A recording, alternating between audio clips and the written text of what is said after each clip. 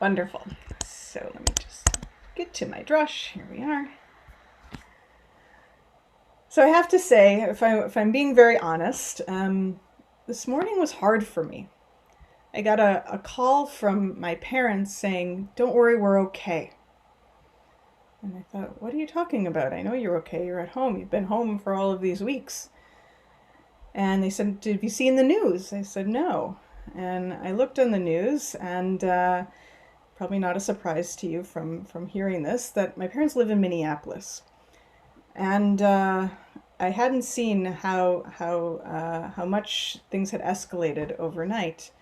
And it was really heart-wrenching to both hear their sadness about what's been happening in that city, and to see for myself a place that I love, that again is a place where there's been another senseless death of a black man by the hands of police.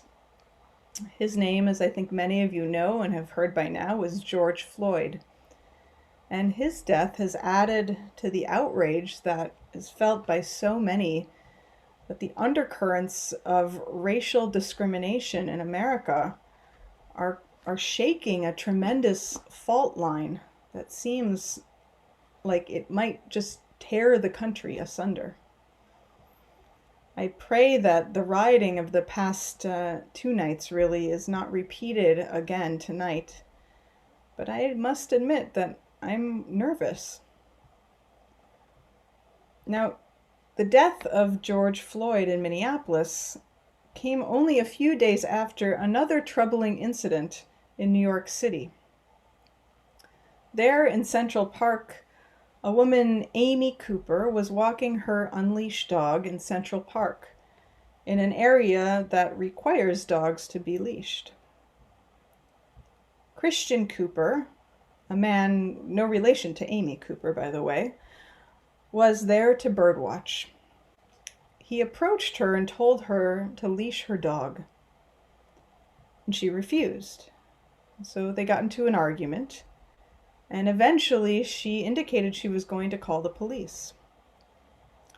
He was taping her with his phone while this was going on, and she said to him, "I'm going to tell them there's an African American man threatening my life." The video went viral.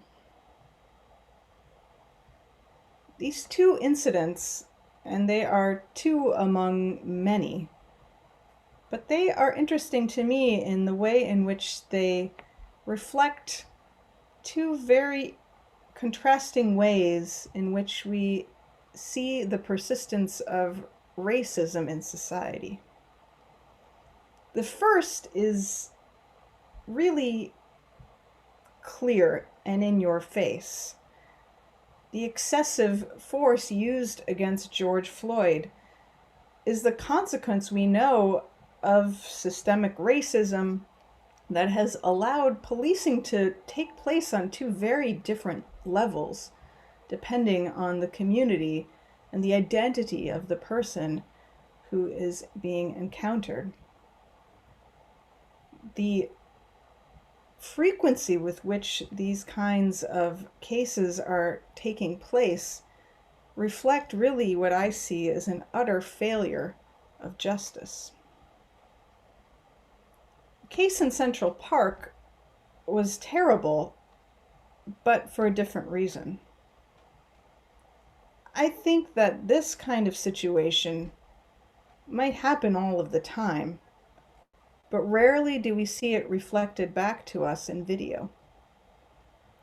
It was so clearly articulated that for many of us, I think it smacked us in the face.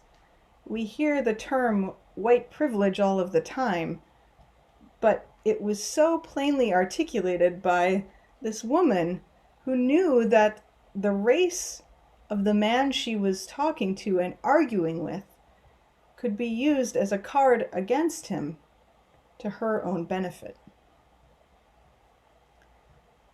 It's very complicated, and yet it is so important for us to talk about.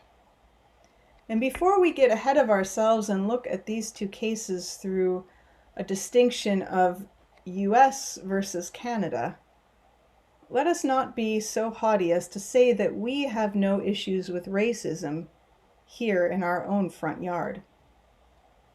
We know that we are not immune to racism here in Canada, and that in fact, in Vancouver this year alone, there has been a significant increase in anti-Asian hate crimes in our city. Some of the incidents include offensive graffiti on the Chinese Cultural Center, a verbal and physical assault on an elderly man in a convenience store, and another assault on an Asian woman on Granville. Last night at our Tikkun Leil Shavuot, our opportunity to study together as we approach Shavuot, I joined with other rabbinic colleagues here in Vancouver to reflect on an interview with Rabbi Abraham Joshua Heschel from 1972. It was amazing to watch this interview, which incidentally was conducted only a few weeks before his death. I've long admired Rabbi Heschel for his teachings, which have heavily impacted my own spiritual growth, and for his activism, especially in the civil rights movement. If you were unable to join us last night, I think that the session is recorded and available on our temple website, video page, and on our YouTube page. It's worth checking out.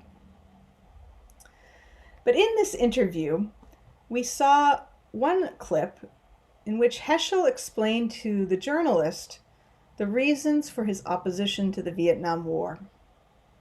He couched it in the language of prayer, something that was central to his life as a Jew, something that uniquely brought him closer to God. He said this: "How can I pray when I have on my conscience the awareness that I am co-responsible for the death of innocent people in Vietnam?" And then he explained why he, the man who had persuaded Martin Luther King to oppose the war, could be co-responsible. He said this: "In a free society, some are guilty, all are responsible." Some are guilty, all are responsible. Some people are guilty of harassment. Some people are guilty of violence against Black people in America. Few, but all are responsible. Some people are guilty of hate crimes against Asians in Canada. Some, few, but all of us are responsible for the prejudice simmering in our society. Carol Liao, a UBC law professor, recently wrote an opinion piece for CBC News about the trajectory of anti-Asian racism in our community.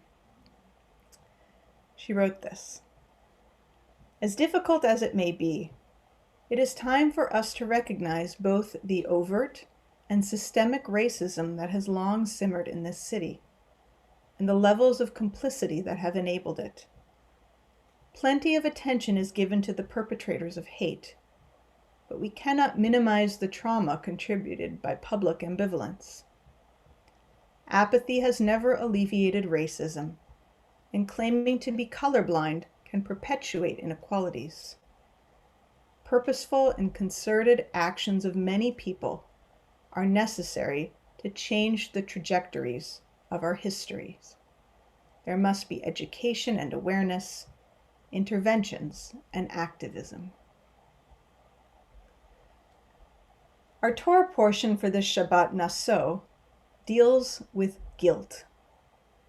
It says, "Should a man or woman commit any of the human offenses to betray the trust of the Eternal, that person shall bear guilt."